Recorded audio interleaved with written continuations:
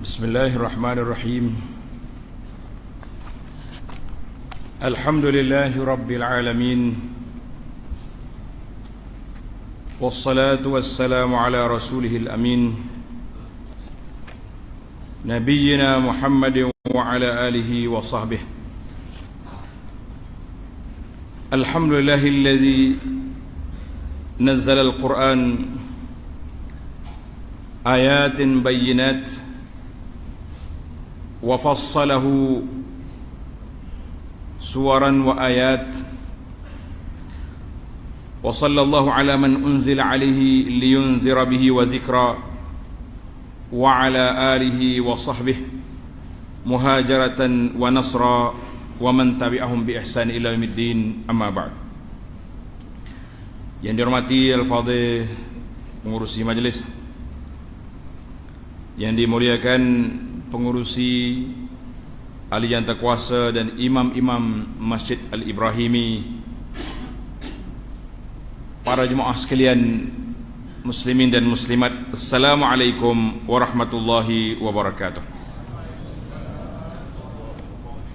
Alhamdulillah, kita panjatkan kesyukuran kita pada Allah Azza wa Jalla kerana pada malam yang berbahagia, yang ceria ini, kita dapat bersama menunaikan tanggungjawab besar kita kepada Allah Azza wa Jalla, iaitulah salatul jamaah. Kemudian Allah Ta'ala beri peluang kepada kita untuk bersama dalam majlis ilmu, iaitulah majalisuz zikri, yang sangat-sangat dituntut kita berada dalam majlis ini pada bila-bila masa. Para jemaah sekalian, sekarang ni kita kena tengok kepada perjalanan hidup kita. Perjalanan hidup seorang manusia, bila dia bermula, maka dia tak akan berhenti. Bila mula, tak ada break. Bila dia break, mati. Berhenti tak berhenti, habislah orang usun dah. Mana tak boleh kata kita nak minta cuti seminggu dah. Berehat dulu seminggu, tak payah semaya, tak payah puasa. Kita orang lelaki lah, muslimat ada juga bahagia dia. Itu dia katakan berterusan. Bila dia berjalan berterusan dan tidak ada masa yang boleh kita berhenti, kecuali apabila dia diberhentikan. Sehingga kata-kata menarik daripada ulama, dia kata ada beberapa perkara kalau pergi tak boleh undur. Kereta kita kalau terlepas boleh undur ke belakang. Di antaranya yang tak boleh undur balik, masa. Masa hak keluar dah ni tak akan undur. Jadi bagaimana kita nak mengurus masa kita supaya dianya digunakan? Mungkin tuan-tuan dan puan-puan sudah kira. Anak rasa dulu kita kira dah sekali. Masa yang Allah Ta'ala beri kepada kita ni 24 jam, artinya kita ada berapa minit? 1440 minit. Betul tak? Dalam 1440 minit, berapa yang telah kita guna untuk ibadat kepada Allah Azza wa Jalla, dan berapa yang kita guna untuk kerja-kerja dunia kita, dan berapa yang kita tak guna. Maknanya kita kena bagi masa ada ni, ada waktu yang kita guna untuk apa? Untuk nak kerja, cari makan. Alhamdulillah, itu disuruh. Kemudian masa yang diberi peruntukan oleh Allah Azza wa Jalla untuk kita guna beribadat. Sama ada dipanggil ibadat khususiyah, ibadat khas, seperti solat 5 waktu ini, ibadat khas. Baca Quran, untuk ilmu, itu ibadat.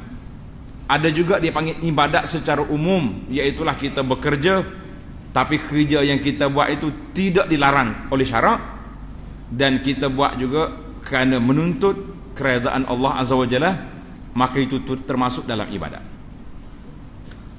Ada sebuah buku yang ditulis, nama dia Daqa'iq Ma'dudah, Jibal Hasanat fi Daqa'iq Ma'dudah. Kita boleh meraih gunungan pahala di dalam beberapa saat. Hari ini tuan-tuan dan juga puan-puan, kalau kita nak kira dari sudut perjalanan hidup, maka kita kena kira dengan saat. supaya kita nampak kecil tapi diisi. Gunungan pahala dalam beberapa saat kita boleh buat apabila kena cara dia.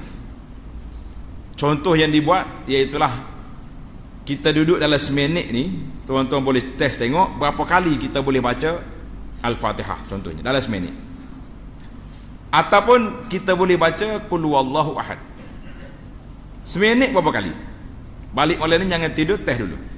Ambil kita punya jam, tanda seminit, baca Qul huwallahu ahad. Kita test sekali dengan gia 5 dulu, laju, lepas tu gia 3 pula berapa? Dalam kira-kira yang anda cuba, lebih kurang 1 minit, ada orang boleh baca 12, ada boleh baca 15, ada orang boleh baca 10 kali. Maknanya kalau 10 kita boleh baca, kan dalam hadis Nabi kata siapa dia baca Qul huwallahu ahad, dia boleh pahala sekali khatam Quran. Betul tak? Maknanya kalau seminit kita boleh baca 12 kali, bermakna kita sudah khatam 4 kali Quran dalam seminit. Tapi kalau tak baca boleh ke apa? Apa yang boleh? Jawabnya kosong. Kosong tak apa tuan-tuan. Yang kita bimbangnya takut sebaliknya. Dalam seminit banyak orang dah kita isi dalam tu. Ngompak orang ni, kata orang tu, kutuk kawan ni, dalam seminit boleh jadi 5 orang dah kita makan. Berapa banyak pahala yang kita sediakan hari ni, muflis, kita akan jadi kehilangan yang begitu banyak saat ini. Kata orang saatun nadam, saat penyesalan akan datang, pada waktu itu tidak ada gunanya, tidak ada gunanya lagi. Maka masa yang keluar dia tak akan undur balik ke belakang. Kalau kita kata zikir hari ni saya nak qada esok, itu dia panggil zikir wazifatul yaumi, zikir harian, maka dia jadi hari itu. Maka para jemaah sekalian, di antara perkara yang saya nak kongsi, bincang-bincang dengan ahli-ahli jemaah kita di sini, iaitulah satu surah yang Allah Ta'ala pilih menjadi ulangan pada kita sehari satu malam. Surah apa? Ini pelajar kita. Surah apa yang kita wajib ulang setiap hari? Al-Fatihah. Al-Fatihah ni besar mana? As-sab'u al-mathani. Nabi namakan dia, Allah Ta'ala sebut dalam Quran, As-sab'ul mathani, 7 ayat yang diulang. 7 ayat diulang. Kalau sekali kita baca berapa saat, berapa minit? Tapi dia termasuk dalam pada satu surah, a'zamu surah. Surah yang paling agung, yang paling besar darjatnya dalam Al-Quran. A'zamu surah. Ada lagi dia panggil macam ayatul kursi itu, dia panggil a'zamu ayah. Itu perbezaan a'zamu ayah dengan a'zamu surah. Sama juga dari sudut waktu, ada hari yang paling besar dan ada malam yang paling besar. Ingat tak kita? Eloknya kalau ada kertas, kalau ada pen boleh tulis. Lain kali pelajar-pelajar kalau ada kuliah kena bawa pen, kalau banyak ni kertas tak ada. Ni masjid kita ni dia sedia ada pen, pasal saya ada nak tulis ni. Sambil-sambil berjalan tadi saya teringat kata-kata Imam Asy-Syafi'i yang dinukilkan oleh Imam Ibn Hajar dalam kitabnya Tawali At-Ta'sis. Dia kata apa? Qala Asy-Syafi'i rahimahullahu ta'ala, man hadara majlisal ilm, siapa-siapa dia hadir dalam majlis ilmu, walaysa ma'hu qalamun wala waraq, dia tak bawa pen, tak bawa kertas, kaman zahaba ila al-matahin biduni qamh. Menarik kata-kata. Seolah-olah orang itu pergi ke tempat nak kisah gandu, tak bawa gandu. Kisah saja, tak nak kisah berapa gandu, tak ada. Ini kata-kata menarik Imam Syafi'i. Sebab itulah anda duk perhati tengok satu fenomena yang perlu kita ubah, yang perlu kita pulihkan semangat kita ni, iaitulah semangat mengaji, belajar. Zaman dulu anak murid bawa kitab. Bawa kitab kita kilik. Tok guru duduk saja. Betul tak? Mana tok guru tu alim zaman dulu. Tak ada kitab dia. Sampai hari ni anak belajar di Masjid Nabi sallallahu alaihi wasallam, kita ni kilik kitab. Tok guru duduk dia, kertas lah, pen pun tak ada. Kertas tak ada, nota tak ada maknanya. Kita baca dia syarah. Dia syarah tu bukan syarah biasa. Qala Malik, qala Abu Hanifah, qala pula, masya-Allah. Mula-mula anak pergi kagum, dia ni komputer apa ni, ingatan dia kuat. Maknanya anak murid bawa kita, tok guru syarah. Lama kita hari ni tok guru bawa kita, anak murid tak bawa ke satu. Terbalik pula dah. Ada juga orang kata, ustaz jangan duk marah. Lo ni ke ada kau ni alat-alat rakaman boleh klik tengok pun duduk rumah. Kalau klik tengok, mana nak tengok muka lain, klik rumah tu tak ada masalah. Baik, itu kata-kata Imam Asy-Syafi'i. Kadang-kadang kata-kata tuan-tuan syekh ni kita kena sebut juga. Sebab apa? Sebab sangat menarik kata-kata dia, hikmah. Baik, surah Al-Fatihah adalah satu surah yang diulang-ulang. Pernah ke tidak tuan-tuan dan puan-puan duk mikir? Kita fikir, kenapa Allah suruh ulang surah ni? Kenapa? Kalau kita tahunya, kalau tak baca dalam semaya tak sah. Betul tak? Tahu dah tu. Kalau tak baca dalam solat Al-Fatihah, sah ke tak sah? Tak sah. Tapi kita tak pernah fikir berapa kali Allah Ta'ala suruh kita ulang. Satu hari satu malam ni berapa bilangan kita baca Al-Fatihah? Berapa? Mana pelajar-pelajar kita ni? Hadiah terlupa tadi nak bawa. Kalau tidak sedap boleh nanya tak? 17 kali. 17 kali itu hak wajib. Betul tak? Hak wajibnya 17 kali. Tak apalah. Kalau kita tambah lagi hak tak wajib berapa? Kalau tambah hak tak wajib, ikut suka lah. Pasal itulah kata di para ulama, yang membezakan di antara kita sama kita. Kita semua ni kira hebat lakon ni, orang boleh mari masjid ni orang Masya Allah. Di zaman kita ni orang sibuk sana sini, tuan-tuan dan puan-puan boleh mari masjid. Saya kata ini orang sudah darjah first class. Jangan tak mandi pula hari ni, ustaz orang darjah first class malam ni tak. Maknanya nak banding orang hok turun masjid dengan tak turun, mana ramai? Kau sikit lah, mahu tak email kan. Tak email kata masjid Ambon ni ramah mari pada tak mari. Alhamdulillah, kita kata nikmat Allah Ta'ala. Pasal itulah, kalau nak kira bandingan peratus yang dikaji oleh para pengkaji, berat benar. Baik, pelajar-pelajar tulis. Kalau ada pen tulis. Kata ada pen tulis. Dia kata apa? Al-Fatihah ni berapa dia punya adad bilangan kalimat dia.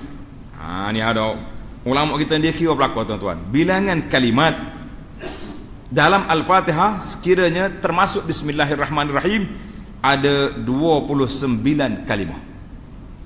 29 kalimah. Kalau tak masuk Bismillah jadi 25 kalimah. Bilangan ni ada benda yang kita nak kait nanti insya-Allah taala. Pasal itulah dia panggil Al-Fatihah ni 7 ayat yang diulang mengandungi rahsia yang terbilang. Rahsia dia banyak. Tapi malam ni kita tak semai rahsia-rahsia. Dia kata kalau rahsia tak lewat pak ramai-ramai, kena main sunyi-sunyi tak? Itu cerita lain. Bilangan huruf Al-Fatihah berapa? Yang pelajar tahfiz ni kita nak suruh tanya je, nak suruh ingat. Mari pula ni tak ditanya dah. Tulis. Bilangan huruf Al-Fatihah 140 huruf. Ini mengikut resam Osmani ya. Kalau kira resam Imla'i mungkin berbeza. Sebab Imla' ni dia banyak tambah huruf lagi. Osmani tak, dia tak tambah huruf, dia tambah. Kadang-kadang dia tambah colek atas tu, dia panggil apa ni? Dan tanpa bismillah 121 huruf. Ada 121 huruf. Maka kata di para ulama, kita solat semaya kita 17 rakaat. Betul? 17 rakaat artinya berapa kali ulang? 17 kali ulang. Tak sekira hak masbuk. Sekarang ni kita kira bilangan asal. Kalau kira bilangan masbuk boleh jadi kurang. Mari lambat. Masbuk. Nah, mari-mari 5 rokok dah. Kita masuk dalam rokok, tak baca surah Fatihah. Ana bila sebut timbul isu masbuk ni menarik. Waktu ana pergi melawak di pesantren di Indonesia, mula-mula kita baca papan tanda dia dulu. Dia kata undang-undang di sini, siapa-siapa yang masbuk 1 rakaat kena bayar berapa dia panggil sen dia, rupiah pun hak kecil. Kena bayar berapa sen? 1 rakaat. Kalau 2 rakaat banyak mana? Dia punya rit. Saya pun duk memikir masya-Allah tabarakallah. Kalau buat tempat kita ni kali ustaz dulu kena bayar. Kena bayar rendah. Marilah Pak. Nak kata apa dah. Allah SWT bagi pada kita. Jadi 17 rakaat. Ada satu lagi rahsia yang kita kena ingat, iaitulah Nabi SAW telah bersabda dalam hadis yang sahih diriwayat oleh Imam Muslim daripada Ummi Habibah. Ummi Habibah ni nama dia Ramlah binti Abi Sufyan. Siapa dia Ramlah? Siapa dia boleh jawab? Ramlah binti Abi Sufyan. Siapa dia? Kita nak main dengan pelajar-pelajar. Hak tua tak apa, tengok saja tak apa. Tok Imi ada hadiah kalau dia jawab. Sudah kita cari hadiah. Mana pelajar jawab? Siapa dia Ramlah? Ramlah ni isteri Nabi SAW. Ayah dia Abu Sufyan menentang Rasulullah SAW daripada Nabi kita mula-mula jadi Nabi sampai ke tahun berapa? Sampai Nabi kita hijrah, dia jadi panglima. Abu Jahal mati dalam peperangan Badar, maka Abu Sufyan yang menjadi panglima Quraisy untuk menentang Nabi dalam peperangan Uhud dan juga dalam peperangan Ahzab. Subhanallah. Tahun yang ke-8 hijrah, tahun yang ke-8 Nabi kita SAW ambil Mekah. Pada tahun itu baru Abu Sufyan masuk Islam. Maknanya dia berlawan dengan menantu dia ni sudah berapa tahun? 20 tahun melawan. Pasal itulah tuan-tuan, kita ni dengan kuasa Allah Subhanahu Wa Taala kena banyak doa. Jangan duduk sedap hati sangat. Ya, kerana kata tengok Abu Sufyan 20 tahun lawan, akhir sekali jadi sahabat. Ada orang 20 tahun lawan, akhir sekali jadi kawan balik. Nak kata apa? Boleh jadi tak adil? Berlaku ke tidak? Ini suasana yang berlaku. Jadi kita kena banyak berdoa dengan istiqamah. Hadis ini pelajar-pelajar ni ingat, pelajar tua, pelajar muda pun nak senang belakang ni. Biar puas hati kita dah. Nabi kata apa? Man hafizah sintai asyrata rak'atan, siapa dia jaga 12 rakaat satu hari satu malam. Berapa rakaat? 12 rakaat. 12 rakaat campur dengan 17 jadi berapa? 29. Tengok ayat kita sebut tadi, kalimat Al-Fatihah ada berapa? Itu dia panggil dari sudut matematiknya kira-kiranya. Kalau tak kira hak ni pun tidak jadi masalah, tapi orang hari ni dia suka benda lagu tu. Dia panggil sudfah. Mana kebetulan ataupun memang itu mukjizat. Kalau kita nak kata kebetulan dengan Al-Quran tak comel. Kita kata inilah mukjizat Al-Quran. Bilangan kalimat dia 29, solat yang kita kena buat 29, dan solat rawatib yang muakkad yang Nabi kita suruh buat juga, termasuk campur dengan yang fardu tadi, 12 campur 17, 29 rakaat. 29 kali baca Al-Fatihah, masya-Allah. Jadi jangan tinggal. Solat sunat rawatib ni jangan tinggal. Ingat dah bilangan dia. Ingat bilangan. Tanda. 2 rakaat sebelum subuh. Maya tak maya gini 2 rakaat sebelum subuh, maya. Maya. 4 rakaat sebelum zuhur. Maya ke tak? Slow dah lah tu pula. Tak apa nak derah dah situ. 2 maya. Tambah esok. Mulai esok kita tambah 4. Biar jadi ni tahun lain dah ni, tahun lepas. Nah, tahun 2017 ni 2018 rupa. Kau pada begitu ya kita ni. Tanya orang istihad elang naik juga tak mudah dah. Allah, sama je tahun lepas je bunyi. Kalau bunyi ada bonus tinggi sikit tahun ni, berasa lega sikit. Dalam bab bonus, dalam bab ibadat apa tak mikir nak naik sikit. Kenapa kita tidak ada masa kita ni biar orang panggil biar jadi? Maka 4 belum zuhur, 2 selepas zuhur jadi berapa? 8, 2 selepas maghrib dan 2 selepas isyak jadi 12. Maka kita ambil 12 rakaat ni jangan tinggal. Terutama sekali ni anak-anak kita ni.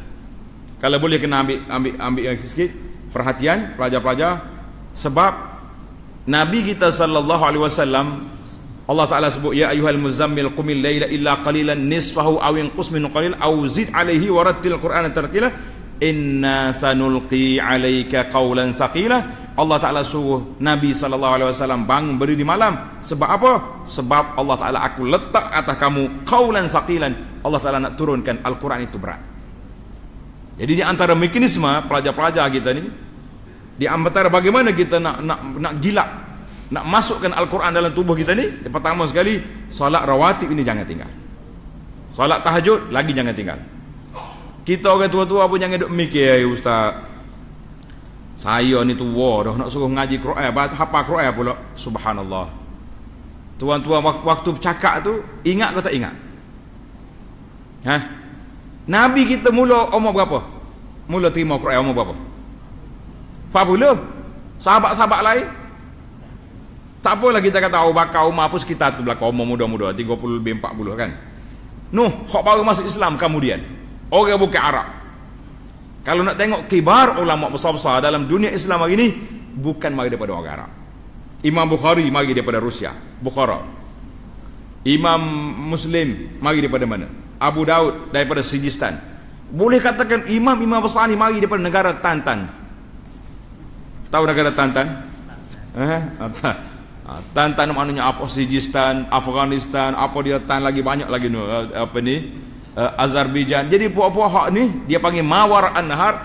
Maka orang ni setengah-setengah daripada mereka masuk Islamnya kemudian, bukan imam hak besar tadi, tapi nak ceritanya ada orang yang masuk Islam kemudian, bermakna kita baru nak mula mengaji Quran, tetapi dengan semangat yang kita ada, insya-Allah tak ada orang yang tak boleh belajar Quran. Pasal itulah kita kata kita bermula dengan rahsia Al-Fatihah. Maka Al-Fatihah mengajar kepada kita kena jaga 12 rakaat campur dengan 17. Jadi kita ada 29 rakaat satu hari, 29 kali Al-Fatihah. Banyak lagi lah Al-Fatihah lain yang kita baca lagi dalam solat-solat sunat yang lain, dalam tahajud kita, dalam witir, dalam duha, waktu kita duduk saja pun bismillahirrahmanirrahim, alhamdulillahirabbil alamin. Cuma yang kita nak tambah sikit kepada para jemaah sekalian, bagaimana kita nak meningkat naik. Kita baca Al-Quranul Karim, kita baca Al-Fatihah semenjak daripada bila lagi? Baca Al-Fatihah ni mula-mula ngaji lagi umur apa tahun ustaz? Umur 5 tahun rasa-rasa di pasti tu boleh ngaji dah Al-Fatihah. Tak? Cikgu kita di pasti pun ajar, mula-mula dia ajar baca apa dulu? Doa makan dulu. Doa makan hak mustahak kali. Budak pasti kan. Lepas tu mari Al-Fatihah. Maka rahsia Al-Fatihah tak pernah kita korek, tak pernah kita gali, yang menyebabkan kita hanya hitung saja. Aku baca Al-Fatihah banyak kali. Siapa ada orang suruh baca 70,000 Al-Fatihah? Tuan-tuan dan puan-puan, ada sebuah hadis yang masyhur daripada Imam At-Tirmizi, daripada Abi Darda radhiyallahu anhu. Abi Darda dia meriwayatkan daripada Nabi sallallahu alaihi wasallam, pernah Nabi satu hari syakhasa basarahu ila sama. Nabi kita tengok ke langit. Nabi kata haza awanu ikhtilasul ilmi minan nas. Nabi kata telah hampirlah masa ilmu ini diangkat daripada manusia. Kata di ulama hadis, maksud dianya ilmu ini wahyu akan putus sebab Nabi nak wafat. Itu macam isyarat lah. Nabi kata dia tengok ke langit, kan wahyu tu mari daripada langit, malaikat Jibril turun dari langit bawa sini. Maka sahabat yang duduk dekat Nabi sallallahu alaihi wasallam, nama dia Ziyad bin Labid radhiyallahu anhu, dia kata ya Rasulullah, kaifa yukhtalas, bagaimana ilmu itu diangkat sedangkan kita ada Quran di tangan kita. Kita ada Al-Quran di tangan kita. Wallahi la naqra'annahu wa la nuqri'annahu nisa'ana. Demi Allah kami akan baca Quran dan kami akan suruh isteri dan anak-anak kami baca Quran. Bagaimana Nabi kata ilmu itu diangkat? Menarik tak menarik? Kata-kata Ziyad ini untuk kita faham bahawa Nabi kata ilmu diangkat.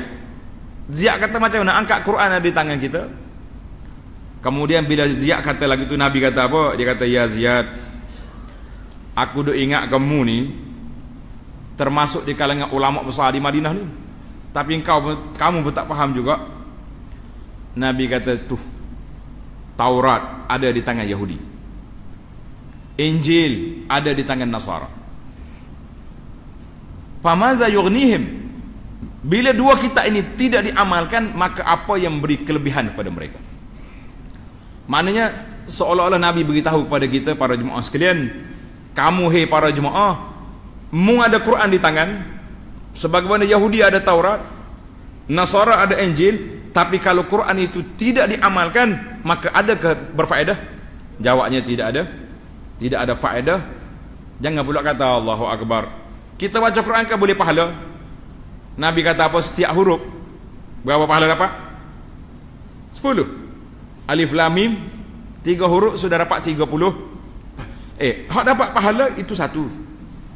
Tak ada orang pertikai dapat pahala baca Quran. Tapi tujuan Al-Quran itu diturunkan bukan hanya sekadar dibaca, tetapi Al-Quran itu diturunkan untuk kita amalkan dia. Untuk kita amalkan. Bila kita mari kepada Al-Fatihah, surah yang paling besar, yang paling agung dalam Quran. Kata di para ulama, di antara tanda-tanda sesuatu perkara itu hebat apabila nama dia banyak. Nama dia banyak. Al-Quran ini berapa nama ada? Maaf, Al-Fatihah berapa nama ada? Tanda malam ni biar jadi sekali. Al-Imam Suyuti dalam kitab dia Al-Itqan, dia kata waqaftu laha ala nayfin wa 20 isman. Setakat yang aku jumpa, Suyuti kata ada lebih daripada 20 nama. Al-Fatihah saja lebih daripada 20 nama. Sebagaimana kemudian dia senaraikan dalam kitab Al-Itqan 25 nama kepada Al-Fatihah. Yang masyhur, nama Al-Fatihah yang masyhur yang disebut oleh Nabi sallallahu alaihi wasallam, nama dia Fatihatul Kitab. Fatihah, sebab apa nama Fatihah? Kenapa nama Fatihah? Sebab dia Fatihah. Mudah jawab dia. Orang kata kenapa Fatihah? Sebab dia Fatihah lah. Malam ni apa hati dah. Balik rumah malam ni jangan tidur, ceramah dulu, panggil isteri dengan anak-anak, mari dengan aku nak cerita Fatihah. Pada dah malam ni. Fatihatul Kitab mana dia sebab pembuka kitab. Kan kita mula dengan apa surah? Surah yang pertama dalam Quran nama apa? Fatihah. Makna Fatihah apa? Apa makna Fatihah? Pembuka. Makna permulaan kitab Al-Quran, Al-Fatihah. Yang kedua nama dia Ummul Kitab, mak segala kitab, segala ibu kitab. Quran duduk di mana? Duduk dalam surah Al-Fatihah. Kemudian nama dia As-Sab'ul Masani wal Quran Al-Azim. Nama dia 7 yang diulang, Quran yang agung. Nama dia terkenal juga dengan nama Suratul Hamdi, surah pujian.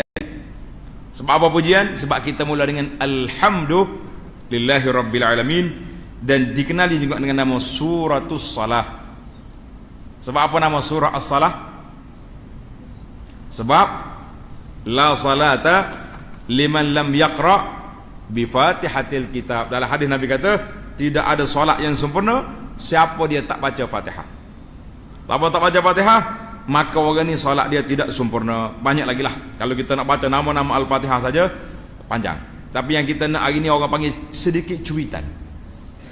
Nak suruh kita terasa, kita nak korek, kita nak gali Al-Fatihah. Satu malam bolehlah cukup, insya-Allah taala. Sebagaimana tuan-tuan semangat. Tak, sekali kita masuk kelas Taranum sampai pukul 2 pagi ada, pukul 12 malam ada. Kenapa kita tak buat menggali rahsia Al-Fatihah boleh satu malam? Daripada awal lagi, start daripada bismillah sampai ke waladhdallin. Kita korek satu-satu ayat. Malam ni anak akan contoh beberapa ayat saja, nak suruh kita terasa betapa agungnya kalimat Allah SWT yang terkandung dalam surah Al-Fatihah. Maka surah ini banyaknya nama, dan dia juga dipilih oleh Allah Azza wa Jalla menjadi tempat yang begitu baik. Ada seorang sahabat, tanda cerita ni, nama dia Abu Sa'id Ibnul Mu'alla. Abu Sa'id Ibnu Al-Mu'alla. Jaga dengar kali nama ni. Kalau Abu Hurairah selalu dengar tak? Abu Sa'id Ibnul Mu'alla radhiyallahu anhu, satu hari dia solat, Allahu Akbar, duduk sembahyang. Fada'anin Nabi. Nabi panggil, ya Abu Sa'id. Orang sembahyang boleh jawab, tak boleh jawab? Dia pun tak jawab. Sebab dia tahu dalam solat tak ada jawab. Lepas dia solat, dia pergi dekat Nabi. Qultu ya Rasulullah, inni kuntu usalli. Wahai Rasulullah, saya sedang solat tadi, minta maaf. Nabi kata apa?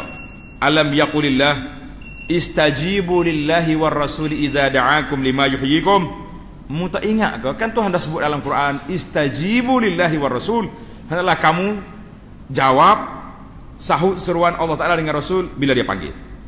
Itu tengok. Ini khas untuk Nabi. Kalau Nabi panggil, semua orang tengah solat kena jawab. Kalau kawan-kawan kita panggil, jawab tak jawab? Jangan jawab. Ada ulama kata, kalau solat sunat, mak panggil. Ini besar kedudukan ibu tu. Kalau ibu panggil, ada yang mengatakan boleh dijawab. Sebab mengguriskan hati mak itu sangat dahsyat, sangat besar.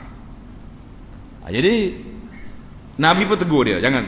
Summa qal, Nabi kata, ya Aba Sa'id, la u'allimannaka suratan hiya a'zamus suwari fil Qur'ani qabla an takhruja minal masjid. Nabi kata, aku akan ajar kepada kamu satu surah yang a'zamus suwar, surah yang paling agung dalam Quran sebelum kamu keluar daripada masjid. Nabi berjanji dengan dia. Summa akhadha biyadi, kemudian Nabi pegang tangan dia. Ini di antara adab Rasulullah sallallahu alaihi wasallam bila dia jalan dengan sahabat, dia nak cerita apa-apa sahabat, dia pegang tangan. Mesra molek. Mesra molek kita ni. Kita ni jangan main pipi tangan.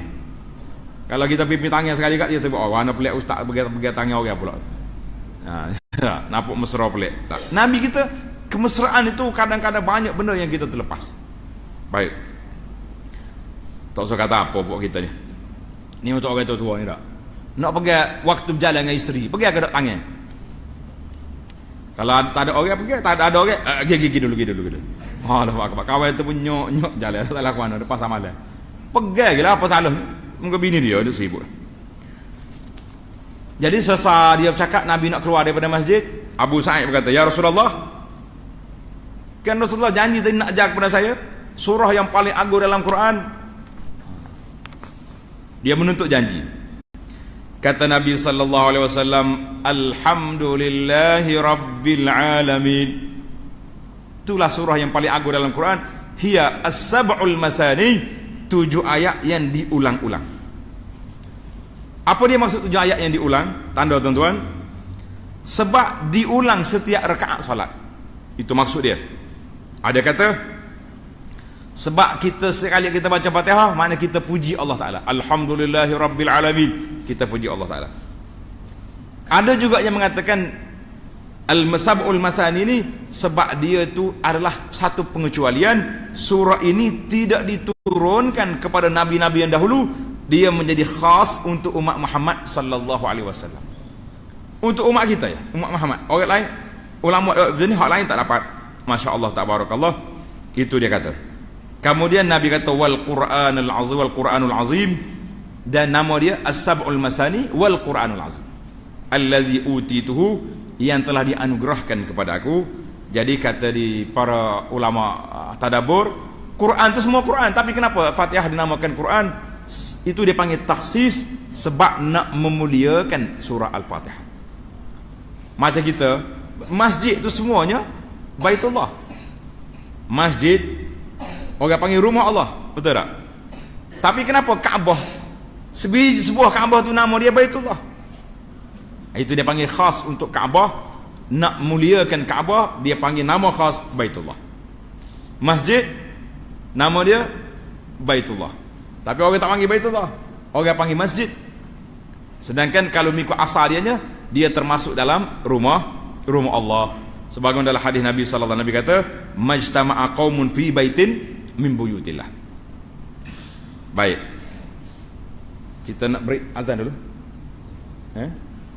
Kita beri azan dulu, lepas tu kita sambung sikit lagi insya-Allah. Dia ada 2 mazhab sini. Sama ada kita beri waktu masuk waktu ataupun kita sudah. Hak mazhab yang ketiga tak boleh. Pakai tak bel langsung, atau jangan. Ya, ada juga setengah masjid ni, kalau lama sikit ceramah pakai tak sobel. Senang-senang dia tak sobel. Hak ni sunnah Nabi. Kita boleh pakai AJK tak payah bel, jangan. Jangan gugurkan azan Fadal.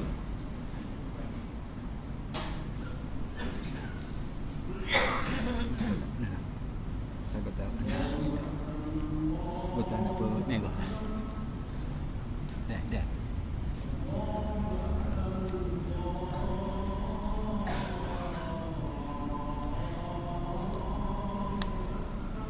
Allahu akbar, Allahu akbar.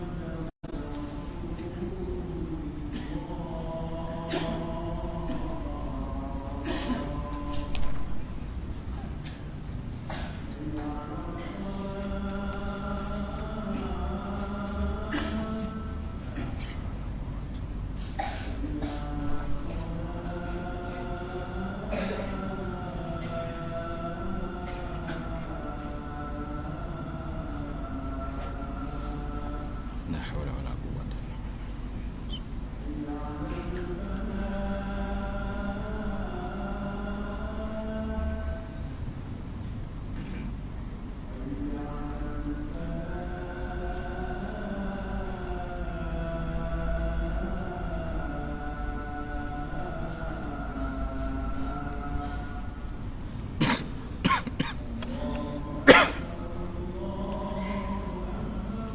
Allahu akbar, Allahu akbar.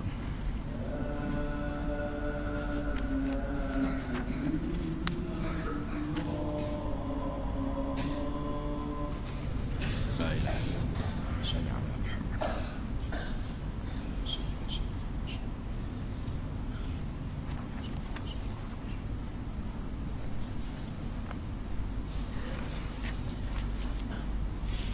Muslimin dan muslimat para jemaah sekalian,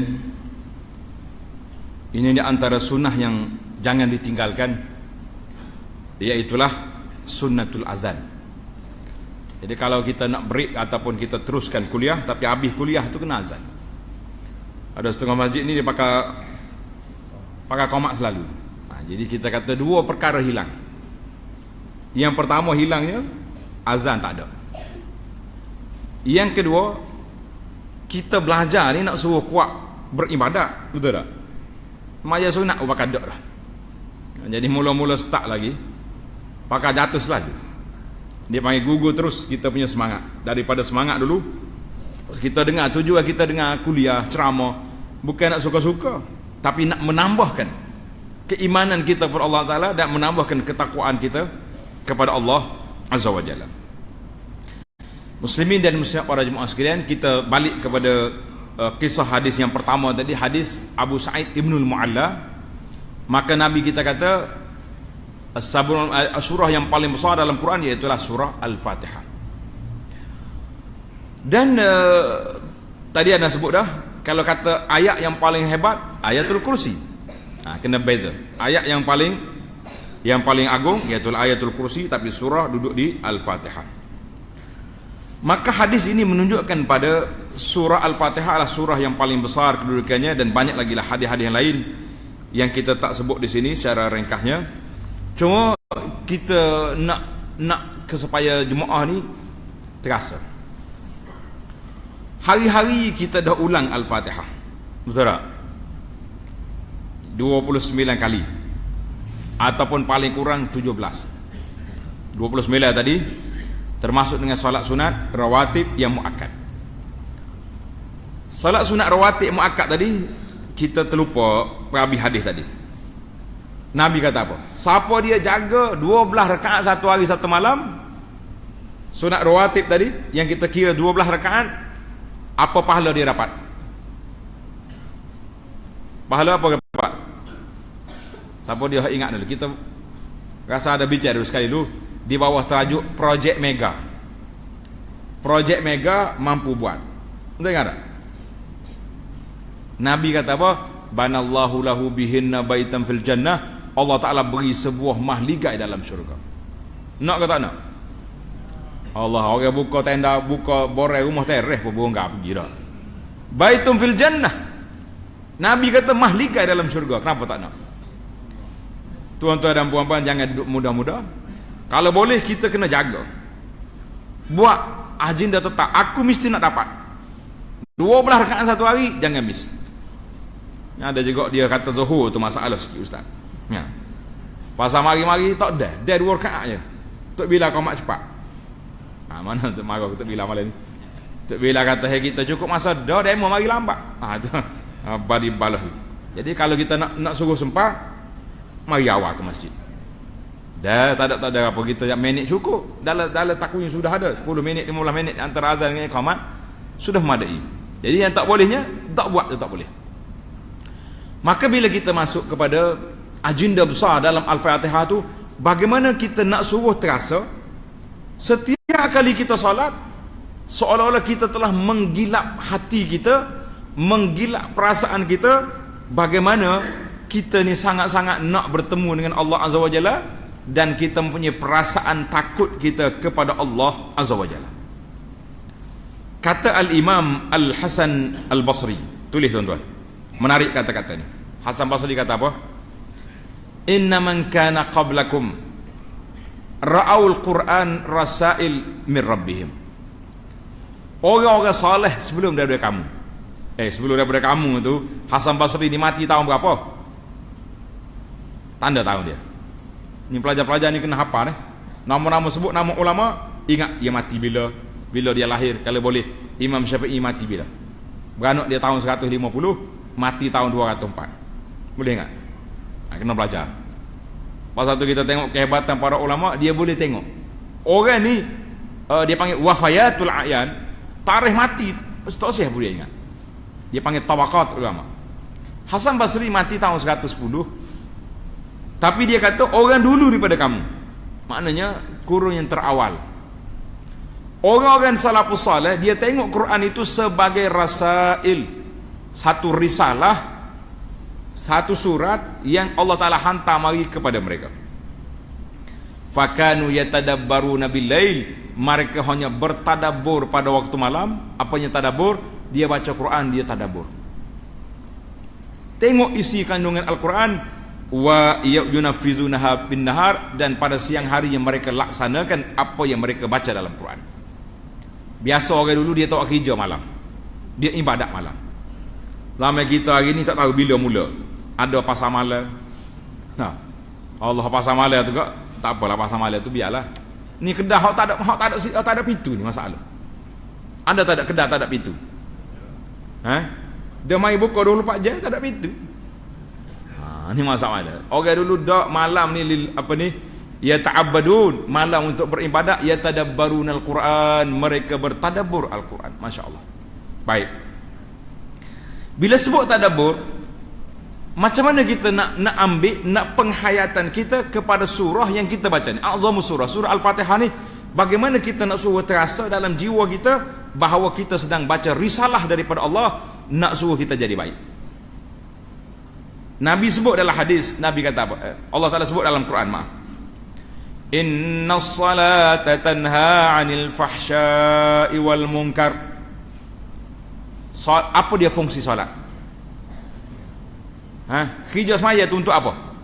Tanha 'anil fahsya', nak melarang kita, nak mencegah kita, nak mendidik kita supaya menjauhi fahsya', benda-benda keji, dan benda-benda mungkar.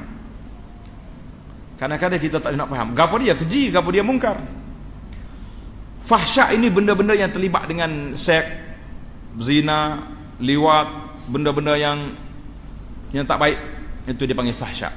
Mungkar ni termasuklah mencuri, merompok, rasuah, riba, mengumpat orang, itu semua ni benda mungkar belaka. Jadi kita hari ni nasallallahu alaihi wasallam, kita minta selamat dengan Allah Azza wa Jalla, ibadat kuat, Betul tak? Semaya kuat tak kuat? Hak kuat lah. Hak tak kuat tu yang kita tanya tu. Tapi adakah solat kita itu menjadi penghalang kita daripada nak melakukan benda mungkar? Kadang-kadang tak jadi. Dia kata, ustaz, saya sekat saya mari ke masjid solat ni, saya tak pergi dah. Disko tak pergi. Mana lagi tempat orang duduk melompat tu? Kepok orang panggil. Kepok tak pergi dah. Nah, kebetulan pula negeri kita ni alhamdulillah tak ada dah benda-benda hak pelik-pelik lagi tu, tak ada. Semoga Allah Taala kekalkanlah tidak ada benda-benda yang pelik masuk kawasan kita ni, insya-Allah. Kan? Jadi nak pergi pun tak ada. Kita tak pergi dah tempat-tempat lagu tu. Dan syaitan pun dia tak guna pendekatan yang salah. Orang-orang ahli masjid hak duk serba besar ni pakai piah belakang ni, syaitan tak mari bisi malam ni ada pesta tu. Tepi laut pergi ya. Dia tak ajak. Kalau ajak kena menipah gitu. Kau nak haji kata tak? Mengajak aku syaitan, aku tak dia tahu pergi umrah 4 kali haji dah mari ajak. Salah orang apa? Nah. Tapi dia mari senyap mari. Kita pukul 5 masuk masjid dah. Dia mari bisi aja palik kau tengok belakang. Ada ke orang lainnya? Kita pun sah tengok. Tak ada lagi orang lain. Nombor 1 saya. Apa?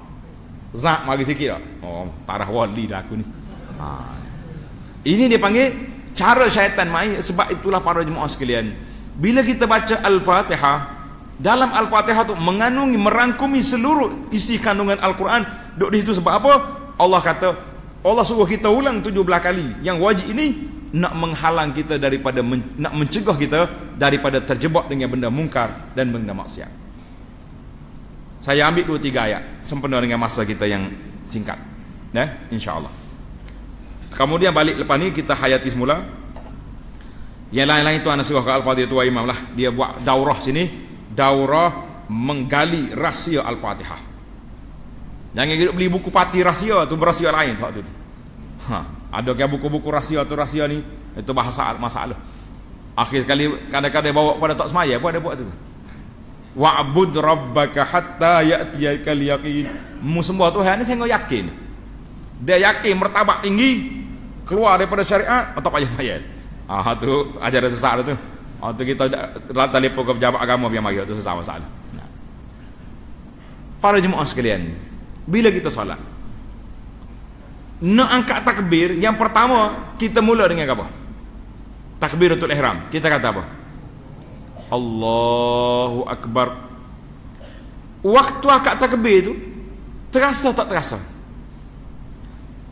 Terpijak ke tidak dalam hati kita waktu kita angkat takbir Allahu Akbar? Kita terasa kita ini berhadapan dengan Allah Azza wa Jalla. Kau pakai akak Allahu Akbar, tak suruh kau satu. Kalau tak suruh kau satu, bagaimana kita nak kikis? Ran, dalam Tuhan kata kalla bal ran. Ingatlah dalam atas hati kamu tu ada selaput yang menutupi, yang menyebabkan kita tidak dapat musyahadah, tidak dapat mata hati kita merasai, menjiwai kita berhadapan dengan Allah Azza wa Jalla. Kalau nak dengar orang-orang dulu, subhanallah, di antara yang sangat masyhur cicit Nabi, nama dia Syekh Ali Zainal Abidin, cucu pada Sayyidina Ali Ibn Husain. Dia ni pelik seumur hidup dia. Nak angkat takbir, waktu dia pergi haji, dia nak talbiyah, nak labbaik Allah haji tu, menggigil, sampai pucat muka dia. Orang kata, tak Syekh, cepatlah dunia, kita nak pergi dah ni, untuk nak berjalan dah ni. Dia duduk termenung. Sebab apa? Sebab dia teringat kepada hadis Nabi sallallahu alaihi wasallam, siapa dia kata labbaik Allah, dia mari dengan niat ikhlas, harta yang dia bawa bersih, ketika itu malaikat akan jawab labbaika wa sa'daik, hajjuka mabrur wa sa'yuka mashkur. Hajimu mabrur, selamat datang. Tapi kalau dia kata labbaik di saat harta dia haram, niat tidak ikhlas, malaikat akan jawab la labbaika wa la sa'daik, tak ada selamat datang kepada kamu. Jadi Ali ni nak niat tu terpaksa dia rebah waktu dia niat. Sebab apa? Dia kata aku bimbang, kalau aku kata labbaik, malaikat jawab la labbaik wa la sa'daik. Itu kebimbangan para ulama. Pasal itulah kita tengok Orang-orang yang salafus saleh, bila dia bertakbir, maka dia tak dengar lagi dah apa orang buat. Banyak kali kes kalau kita baca dalam sejarah. Tapi sejarah ni memang kena baca. Jangan kata ini mitos lah, cerita-cerita dongeng zaman dulu. Kita kata itu contoh yang masih ada di zaman kita hari ini. Tuan-tuan dengar ke tidak orang solat sampai berdiri lama beberapa rakaat, kan? Ada seorang ulama ni, Tuan Syekh, satu hari dia menangis. Orang kata, Syekh, limadza tabki? Kenapa awak menangis? Dia kata, zahabat quwwati. Kekuatan aku telah hilang. Nak solat lama tak boleh. Nak solat lama tak boleh. Lepas tu orang tanya dia, sebanyak mana lagi tinggal? Dengar ni tuan-tuan, hak tulis solat lama tu, banyak mana lagi tinggal? Dia kata, aku mampu boleh berdiri sekadar baca Al-Baqarah dengan Ali Imran. Menangis tuan-tuan. Kita hari ni berasa gonjal lutut sikit, air cari kerusi lalu dah. Minta maaf lah kalau ada atas kerusi ni, contoh ni, contoh.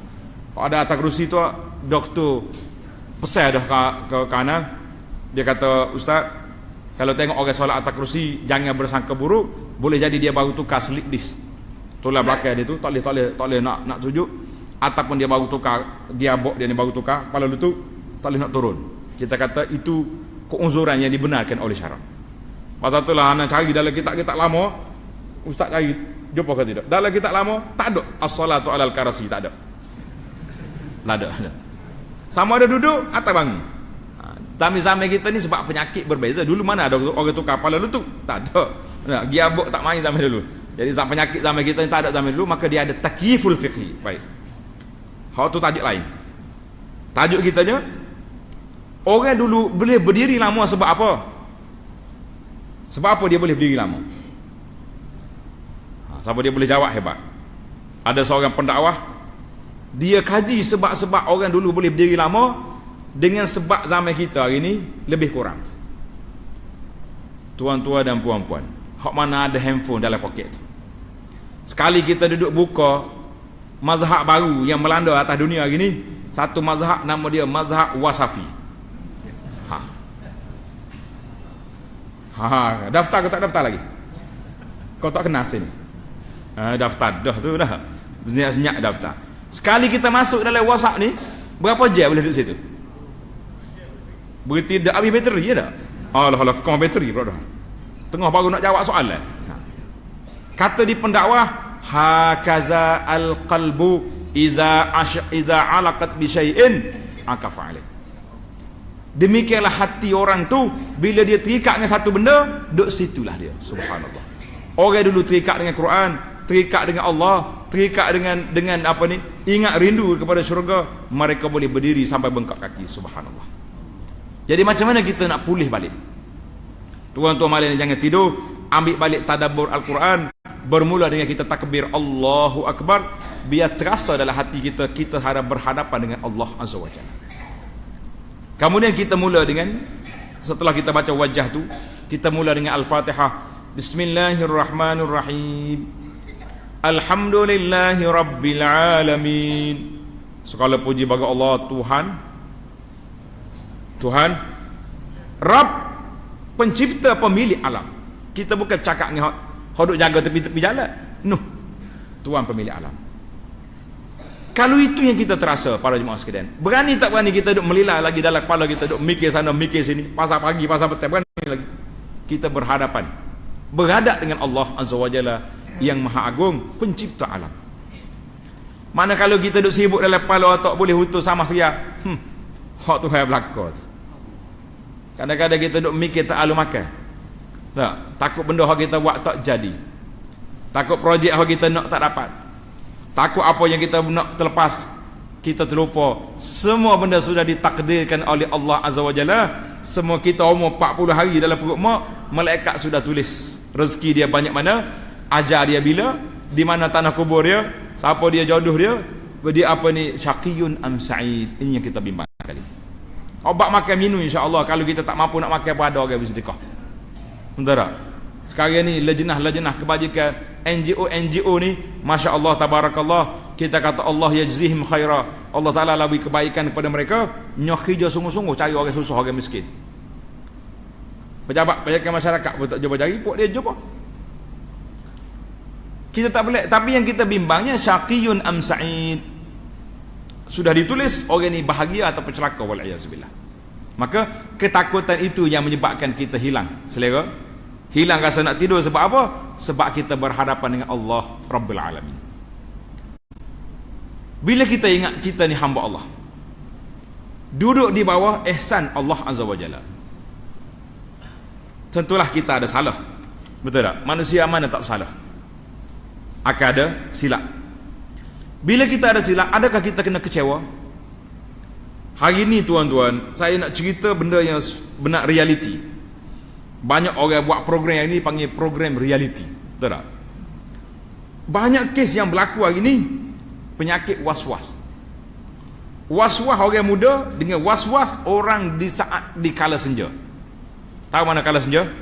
Dekat dengan nak mati. Penyakit was-was ni berat. Dia mari, orang muda pun ada. Dia kata, ustaz, saya dah tak solat banyak hari dah. Sebab apa? Sebab dia duk mikir dalam kepala dia ni Islam kau kafir. Kenapa? Pernah terdetik dalam hati dia ni, ada ke tidak Allah? Tengok, syaitan masuk. Kata, lepas pada awak mikir, awak kata apa? Dia kata, auzubillah minasyaitan. Kata, betul, tanda beriman itu. Kenapa tak solat pula? Dia tanya kita 4-5 kali. Saya ni beriman lagi. Kata, beriman. Kenapa tak beriman? Kita kena bertegah. Mukmin saya. Kata, mukmin. Saya boleh pergi syurga. Boleh kalau awak beribadat. Tapi nak jamin syurga itu kerja Allah. Kita kata, kalau awak betul-betul ikhlas, insya-Allah sampai ke syurga. Kadang-kadang sampai pukul 12 malam tuan-tuan duduk bahas. Tapi yang anak bimbang hari ni satu fenomena baru yang berlaku, iaitulah dia panggil was-was di saat tua. Ini berat. Kisnya terlalu takut pada Allah Azza wa Jalla, jadi lagu tu pula dah. Tak tahu sini insya-Allah tak ada. Baru yang nak jumpa satu kes, hak lama jumpa sikit. Orang tua ni sudah cucu cicit dah ada. Dia mikir semula, dia nikah dengan suami dia dulu, sah ke tak sah? Murung tak cakap dengan anak cucu, senyak duk dia. Jumpa dengan kita tak pakai tak kata apa. Kita pun tanya tak apa nak jawab, anak dia tolong tanya. Akhir sekali anak kata sah dah menikah dulunya. Anak semua ni anak halal belakang ni, tak ada anak tak sah tarah. Nak suruh dia tenang hati. Barulah nak minum air. Hak sah lagi berat lagi. Dia paksa suami dia cerai dia dulu, patut akad nikah semula. Pasal was-was hak dulu. Ma'uzubillah. Baik. Ini maka kita dalam hidup kita ni, para ulama mengatakan kita kena berjalan dengan dua sayap. Apa dia dua sayap? Al-khawfu war raja. Mesti ada dua ni, takut dan harap. Kalau takut saja, kita akan mati, jadi macam tak ni. Kalau harap saja, ni hak kuat ni. Aja kita tanya, tak semaya tu. Awak nak pergi syurga ke neraka? Syurga. Kamu tanya. Lagi tanya, tak aurat duduk apa ni? Duduk berjalan ke dan. Ni awak nak syurga ke neraka? Telek putih mata. Mungkin aku gila kata, tak kerti milih. Betul tak? Tapi semaya duk sebab terlalu menggunakan ayat-ayat Ar-Rahmanir Rahim. Allah Ta'ala Maha Kasih belas, pemberi rahmat, yang menyebabkan dia berani buat maksiat sebab Allah Ta'ala bersifat sedemikian. Jadi kita kena dua-dua.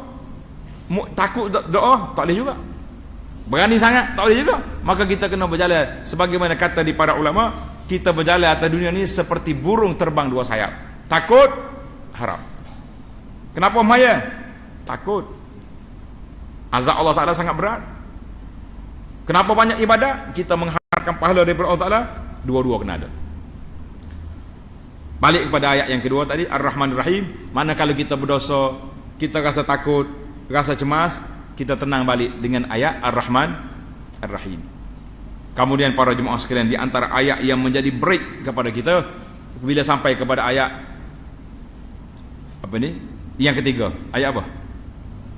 Maliki Yaumiddin. Bila kita baca sini, rasa takut ke tak? Kau tak serah kau bersatu. Kalau tak terasa tu sebab apa? Sebab apa tak terasa? Apa makna Maliki Yaumiddin? Makna apa? Maliki Yaumiddin. Apa makna dia? yang menguasai hari kemudian hari pembalasan. Patutnya bila sampai sini para jemaah sekalian, lepas solat taubat terus. Belum semaya tadi janji dengan orang tak? Lepas kedua setengah ni kita berjumpa. Saya lulus awak punya pinjaman riba 200,000. Janji dengan orang nak makan kedai kopi mana-mana, nak hala siapa, nak suruh lulus projek kita. Bila ingat Maliki Yaumiddin, lepas maya cancel terus. Pasal apa? Kita ingat Allah Ta'ala yang memiliki hari pembalasan. Maknanya lepas maya ni aku nak buat maksiat, tidak ada. Tapi kalau kita baca tak serah apa-apa, ia menyebabkan kita tak terasa. Bila tak terasa, kata di para ulama luar kata mali jurhin bimayyitin ilam, orang mati kalau kita pergi toreh luka sakit terakhir dia. Orang mati kita pergi toreh dia kerak dia. Ambil air jeruh dalam hidung, marah tak marah?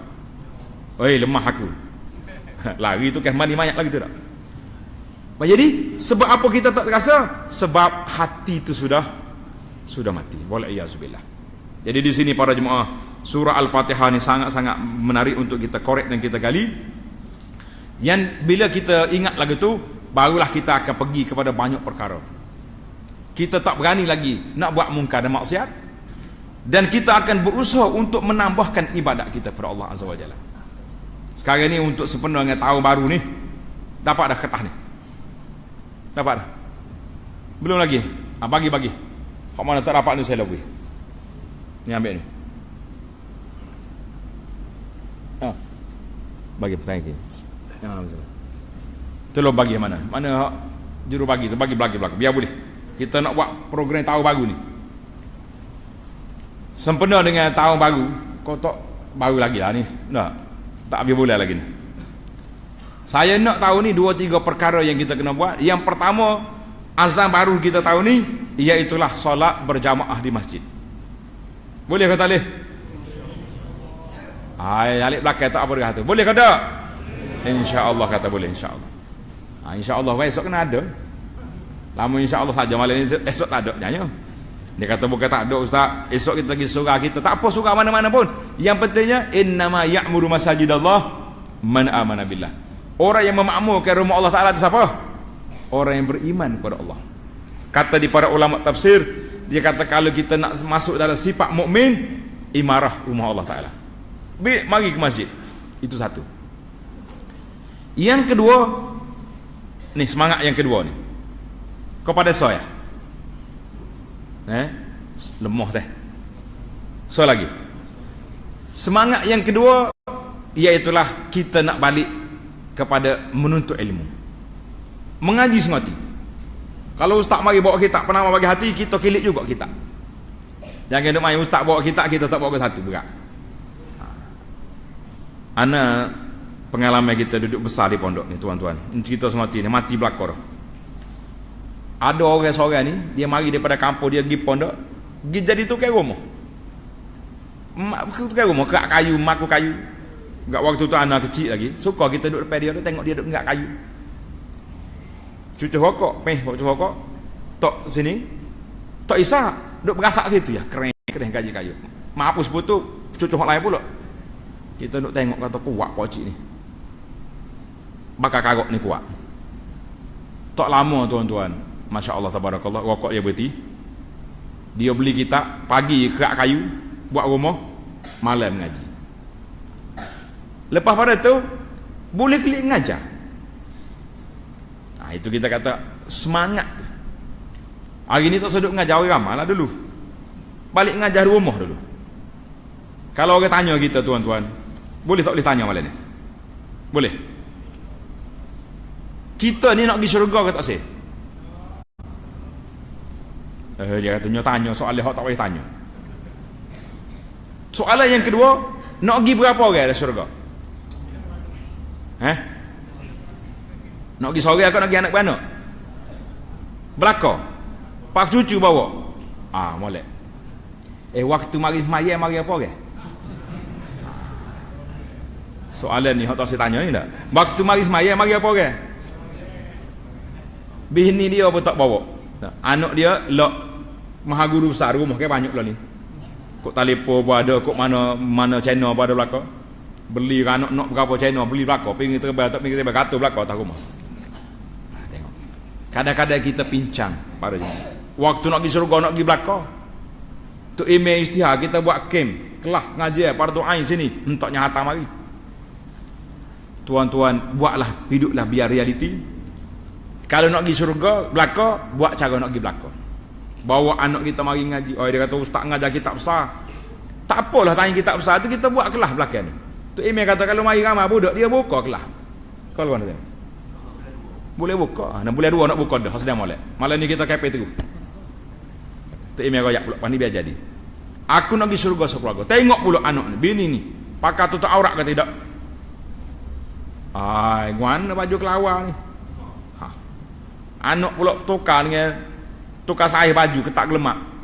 Tak kata apa. Anak naik kau mak dia tak pakai aurat. Asal nak pergi pasar malam ke wagi lah kita. Kita baru turun masjid, serbai atas kepala tak ada buai lagi. Anak pun anak Cina tukar. Nak pergi surga lagi tu, keluarga. Tuan-tuan, kita semangat baru ni biar jadi. Yang ketiga, harta hak kita simpan ni. Nak pergi sekali dengan kita ke nak pergi korang? Nak pergi korang ke nak pergi sendiri? Nak dengar kau cerita seorang juta mati tinggal 345 juta. Kau dengar dah? Dah lagi kita cerita sikit malam ni. Seorang wartawan ahli kopra di Riyadh, Arab Saudi. Ini cerita betul ni. Qadi Riyadh cerita kepada seorang pendakwah, ambil sanad dengan dia. Seorang ni ahli kopra besar, mati di hospital. Bila dia mati, pengurus dia uruslah banyak biasa. Kemudian nak cari penerima pusaka dia tak jumpa. Bini tak ada, anak pun tak ada, cucu tak ada.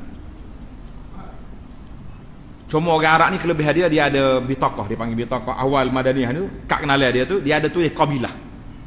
Al. Kan dia ada kan orang Arab ni ada al. Jadi qabilah ni orang Arab dia tahu, qabilah ni duk kapur tu. Pok kita tahu. Nah, orang ni orang kapur ni. Dia cari di kampung dia, setelah dia siasat, dia semak keturunan dia, jumpa 3 orang yang boleh terima pusaka. Jumpa 3 orang. Awak mari ke mahkamah. Demo ni pun terkejut di mahkamah. Apa kita pukul sepak orang tak ada, napa orang pakai mahkamah. Mari-mari qadi baca hukum, cerita semua ni, kamu ni telah dikenal pasti. Setelah di interview buat siasatnya, kamulah penerima pusaka yang layak kepada si mati. Allah yarham. Bagi 3 orang boleh 115 juta riyal seorang. Juta, bukan juta rupiah, riyal. Sudah bagi siap, tuan qadi panggil. Selesai dah kerja aku sebagai qadi, si mati ni tak ada wasiat apa-apa. Di atas dasar belah kasihan, saya nak minta kamu setiap orang sedekahlah kepada si mati ni 1 juta seorang. Kita buat wakaf dia. Kalau kena ke tuan-tuan, nak berapa juta? 15 juta boleh weh? Tak. Kalau hamba lah kita kata, weh 100 tak ada dah kita. Hak 15 lagi wakaf. Munasabah tak? Dengar jawapan dia kata apa? Dia kata, tuan qadi, minta maaf lah. Saya hutang banyak. Dia jawab lagu tu. Hak yang kedua pula kata apa? Minta maaf lah tuan qadi, saya anak ramah. Anak ramah. Tersiwi. Nampak dah tersiwi tu? Hak yang ketiga sedap lagi. Al-Qadi, tuan qadi, oleh kerana si mati ni waktu hidup dia tak dapat manfaat gapo daripada harta dia, kalau mati biarlah tak usah manfaat gapo. Subhanallah. Ana bila dengar ayat yang ketiga ni rasa gap, saya tak mari tuan-tuan. Sekarang ni tuan-tuan nak suruh jadi lagu tu juga ke?